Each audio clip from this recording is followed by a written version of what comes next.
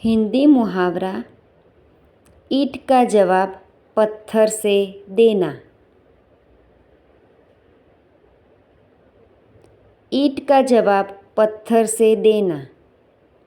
अर्थ, क्रिया के जवाब में कड़ी प्रतिक्रिया देना।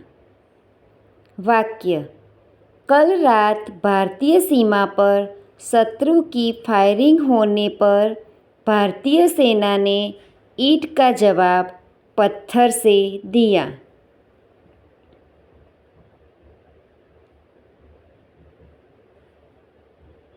Thank you friends, please like, share and subscribe.